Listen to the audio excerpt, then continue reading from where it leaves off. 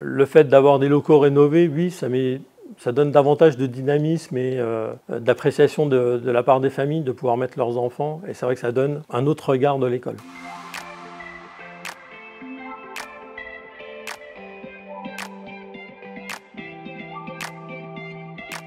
Alors le projet il est parti au départ d'une volonté des élus d'améliorer le cadre de vie des usagers et comme on connaît bien nos bâtiments, d'une amélioration énergétique des bâtiments. Donc le porteur de projet c'est le syndicat intercommunal scolaire. En tant qu'élu sur nos collectivités on a besoin d'un fort accompagnement donc on s'est orienté vers le CAUE de Meurthe-et-Moselle. La plus-value du CAUE c'est que on est là pour accompagner, c'est-à-dire on a des élus qui ont une idée et ne savent pas nécessairement comment faire pour arriver à la réalisation, notamment là, des travaux. Et donc là, le CAUE apporte en fait son expertise en termes de méthodologie de projet. J'ai proposé de faire une expérimentation pour se dire on va mener une large concertation avec tous les usagers de l'école pour faire un constat des usages de l'école, ce qui fonctionne, ce qui ne fonctionne pas.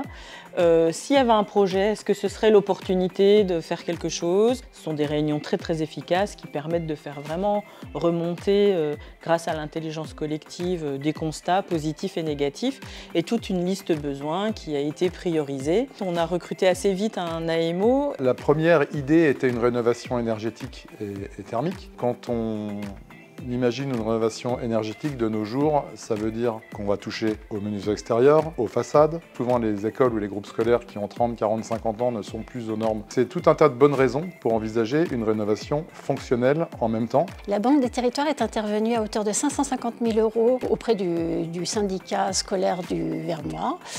C'est un prêt qui représente à peu près 50% de l'investissement hors taxe. Le pourcentage d'économie d'énergie actuellement est compris entre 50 et 60%.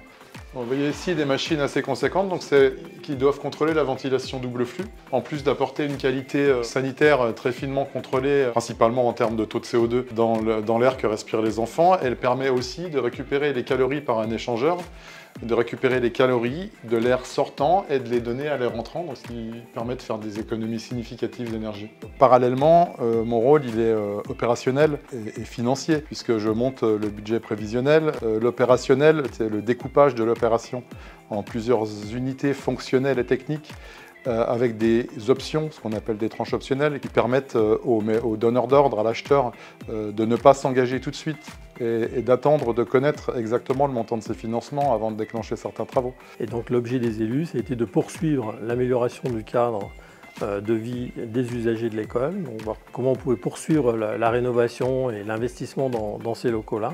Et l'ensemble participe de l'idée de la Banque des territoires de l'école de demain, un lieu qui a d'autres usages, a d'autres temporalités et qui s'inscrit dans un écosystème plus large que le simple lieu scolaire.